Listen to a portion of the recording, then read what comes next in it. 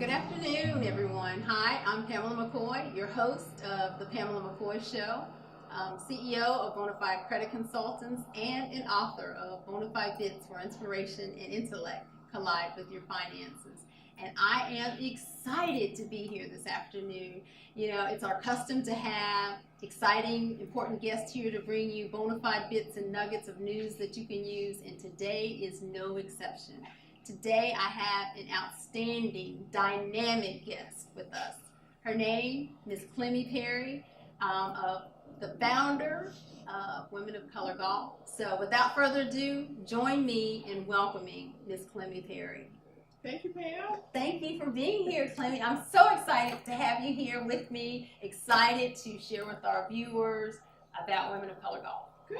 Well, thank you for having me. It is. Oh my gosh, I learned about it. Me and Clemmy go back just a little ways. We met back in, 2013? About 2013. We were both leaving our jobs at the same time. We found out that we actually have the same birthday. Yes. But before we jump into more about Women of Color Golf, wanted to let our viewers know we are on location at Patch's Place, which is located at 601 South Del Mabry here in Tampa, Florida. They're open 7 days a week from 6 a.m. to 2:30 p.m. Excellent food, so if you're in the area, make sure that you stop by. And I also want to thank our sponsor, TampaNewsAndTalk.com, for hosting the Pamela McCoy Show. So, back to Women of Color Golf. Okay. Tell me a little bit about your background before Women of Color Golf. Okay, well, sure, Pam. My background before Women of Color Golf, I was a corporate executive at actually 2 Fortune 500 companies. Mm-hmm. And one was in aerospace and defense. Oh, wow. Yeah, I was a training manager there. Mm-hmm. And I managed 130,000 employees, and I was basically responsible for a lot of online content development. So my background is in technology, mm-hmm. Virtual classrooms, instructional technology, adult principles, and just really overall how people learn. And then I was also in Miami, and where I worked for the utility company in Miami. Mm-hmm.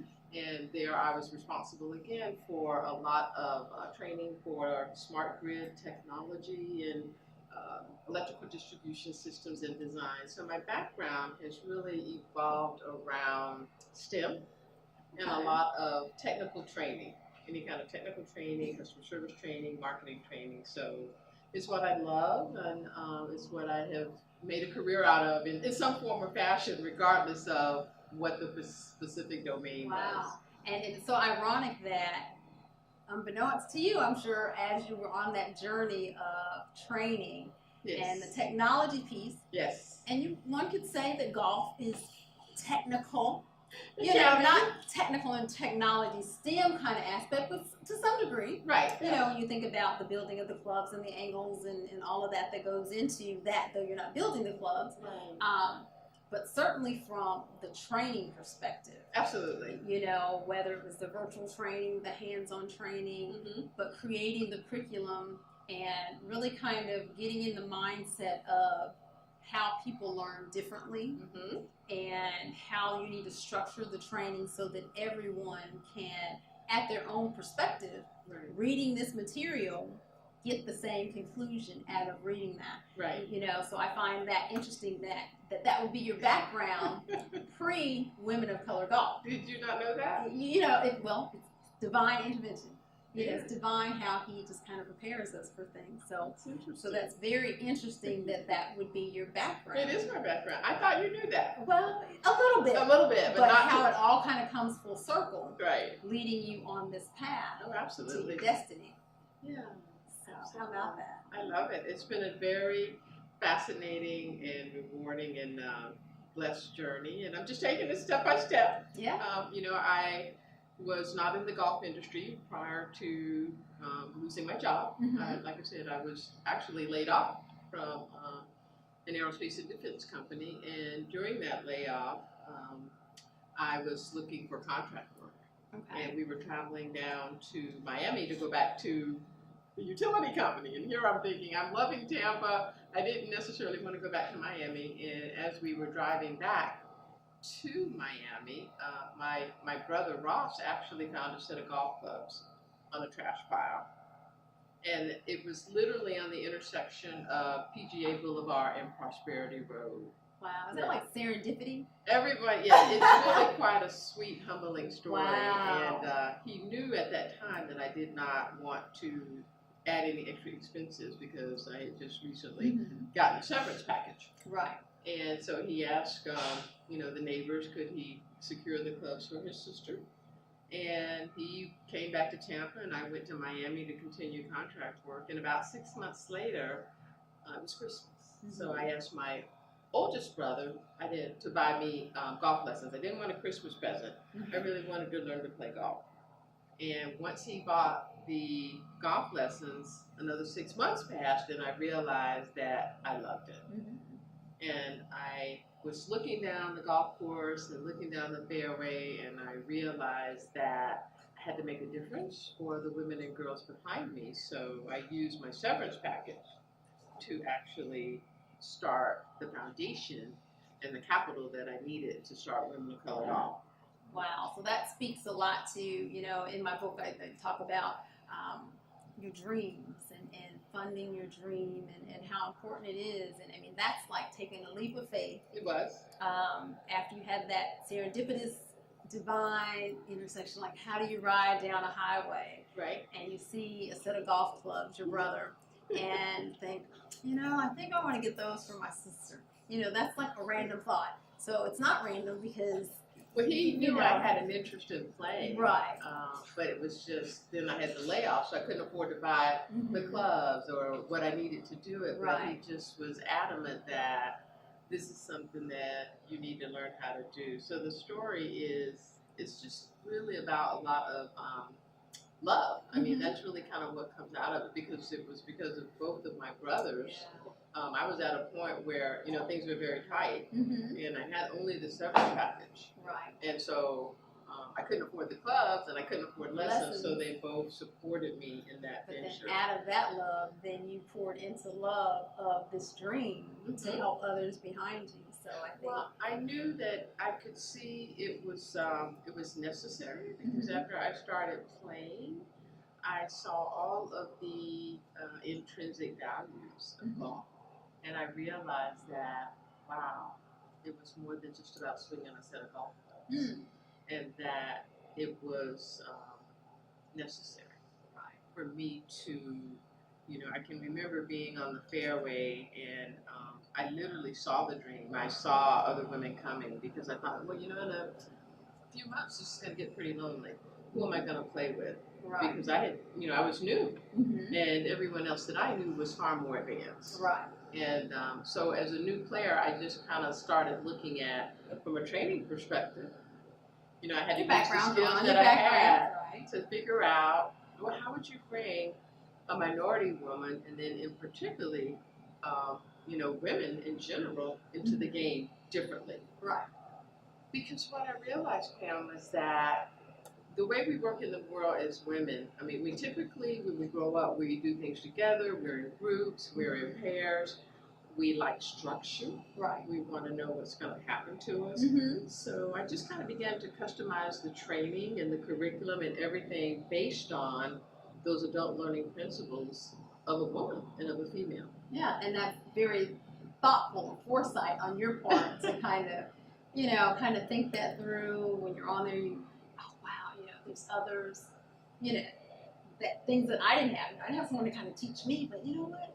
I need some more people to play with, and they're going to need these lessons and something that I didn't have, so let me provide for those coming after. Yeah. Well, I really kind of did just like what I would do in corporate America. I just focused on doing a needs analysis of what would it take to do it, and how would I do it differently, because as I looked at the whole picture of a woman coming into the golf industry, we just typically will not walk up to a golf course and say, hello, I'm here. Right. I'm going to take lessons. Right.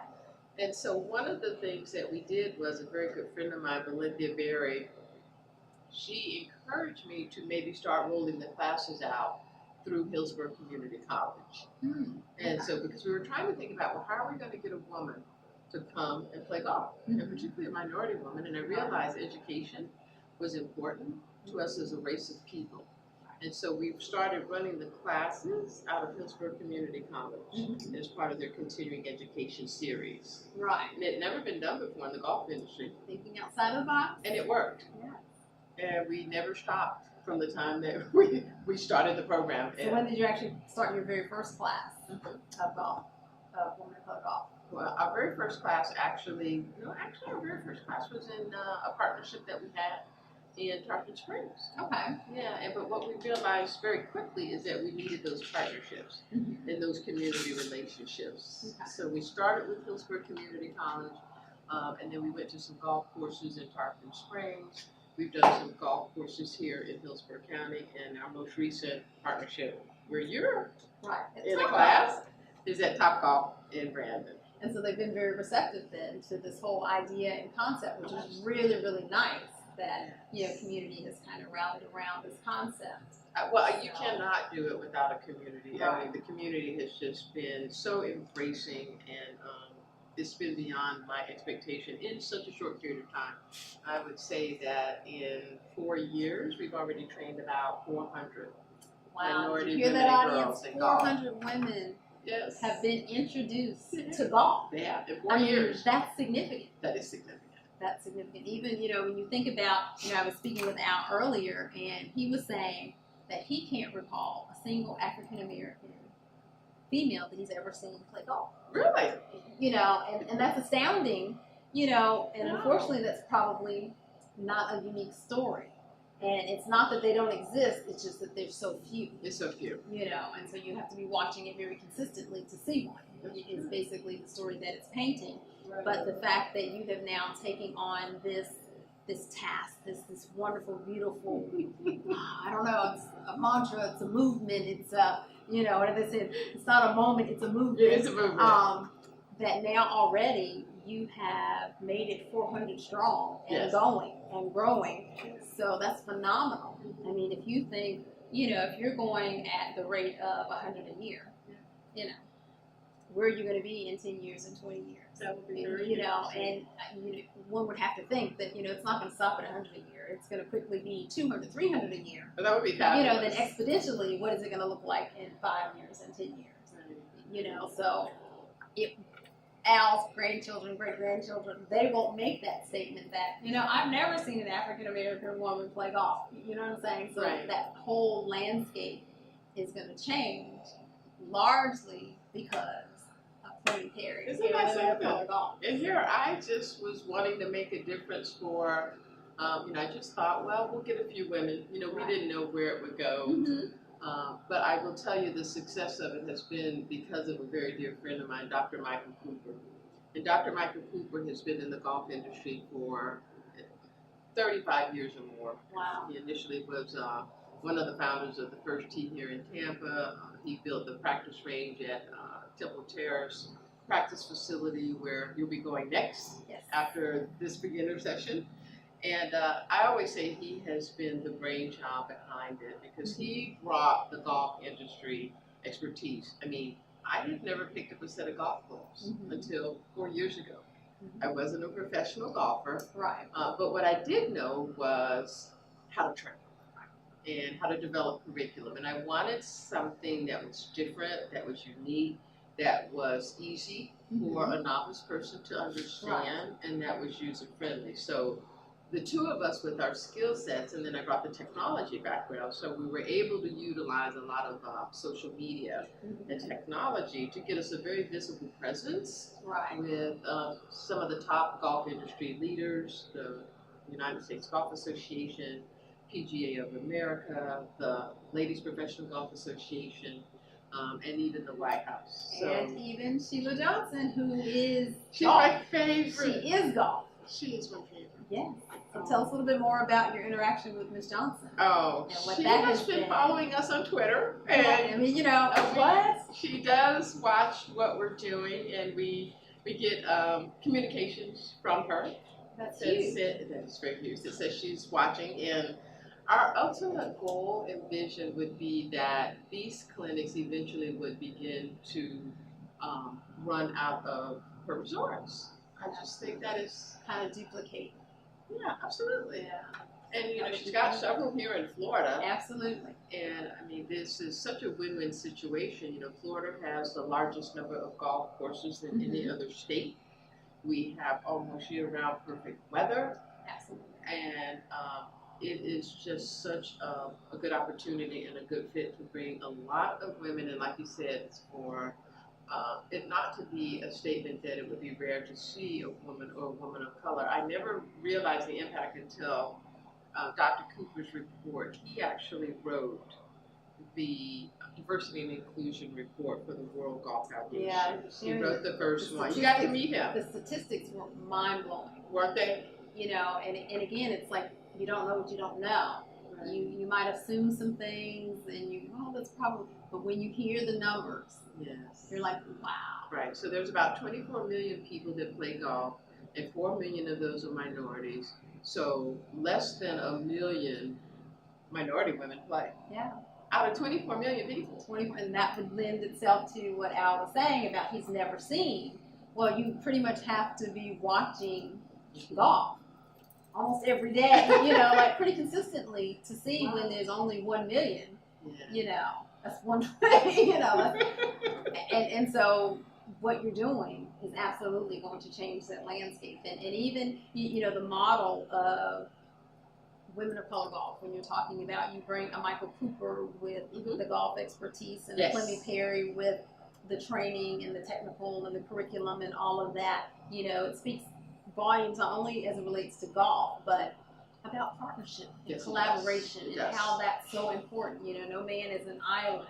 And, it was your dream, your vision, but you quickly understood that I can't do this alone because I don't have this expertise. And so you go and you seek, the partners that you need to fulfill the dream. That's correct. Kind of thing. And so you can't hold on to your idea, it's all mine, and I can't, you've got to bring in the people that you need to make it work. And then to move forward to have, the recognition that Sheila Johnson watching and recognizing what you're doing with regards to the golf game, that is so significant.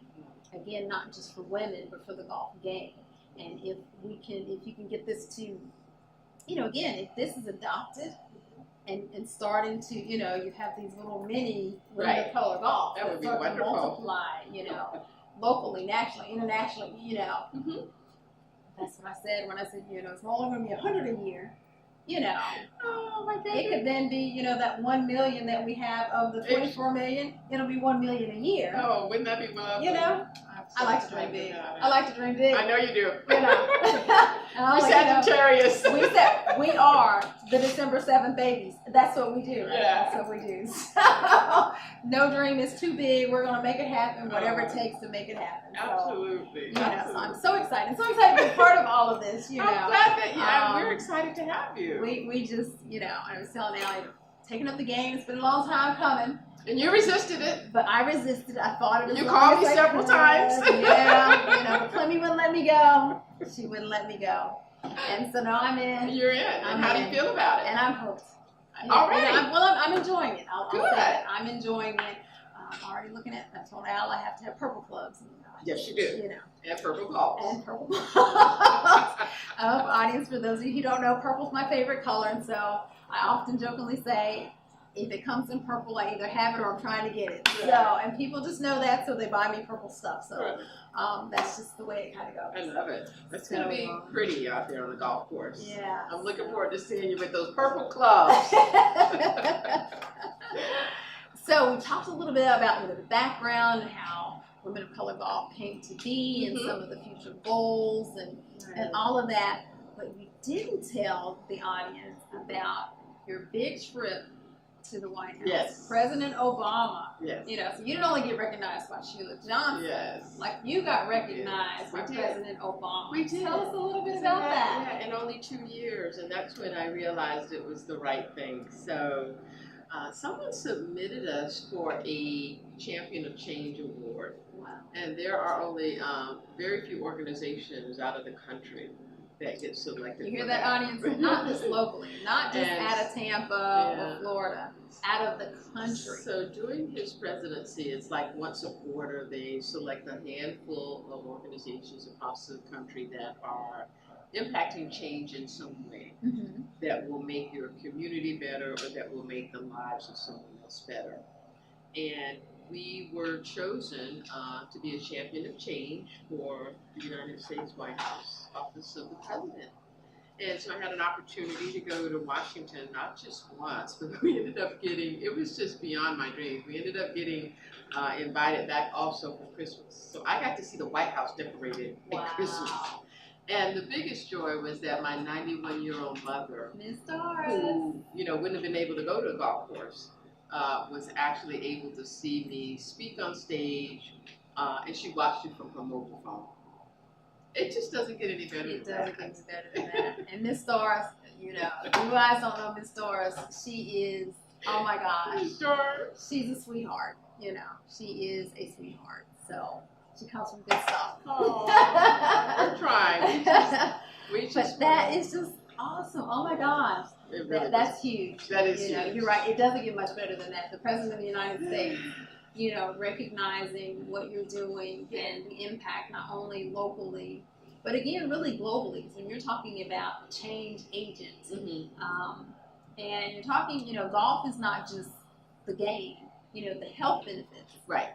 So talk to us a little bit about, some of the health benefits. Right. So golf, like I said, it just offers you so many advantages. And then, like I said, those are the things that you don't know what you don't know. So from a health perspective, one thing I can tell you that your heart rate, it helps with keeping your heart active. In walking a golf course, you can burn about 10,000 steps. You actually sleep better. You can lose weight. And the one thing that I found that was critically important about the health aspects of golf is that people who play golf actually live about 5 years longer. So you have a life expectancy of an additional 5 years if you play golf. That's a motivator all within itself. But it's all tied to really all these other things: your heart, you're sleeping better, you're all of these things eating better, nutrition, eating better. Absolutely, you're drinking more water because typically you're going to stay hydrated while you're out there. And the goal is because we want you to be healthy and we want you to be well because we want you to enjoy playing the game. Right. And it's not all about competition. So it depends on who you're playing with, the circumstances. It's a mental game, but the mental, really should be playing against yourself. But sometimes, as competitors, sometimes you're playing against other people. But and the other reason that it's also important, not just from a health perspective, but for women. If you're in a corporate environment, believe it or not, women who play golf typically earn 17% more. And that's one of your things. Finance is what I do. So, ladies, than a female in the office that does not play. 17%. And even your business will expand because now you're going to get access to people that you would never have met. I know we do a lot of networking and socializing, but the one thing I can share with you, Pam, is that golf is still the best networking opportunity that anyone can ever do beyond any other social event. And I think some of that too is like when you're networking, whether it's at a more social environment, there's kind of distractions. Whether it's noise, talking, music, or what have you, eating and all of that. On a golf course, it's usually more quiet, one-on-one kind of conversation. The distractions are removed. Because now you're going to get 4 hours with maybe an executive or someone that you would not normally get at a social that would only be an hour and a half or maybe 2 hours. Right, and it's quality, not quantity. Right. And so that's the true impact. So I know that with Women of Color Golf, I wanted to, before we go to that, give another plug to our location, Patch's Place, 601 South Dale Mabry, and to our sponsor, TampaNewsAndTalk.com, and my location, www.bonafidecc.com.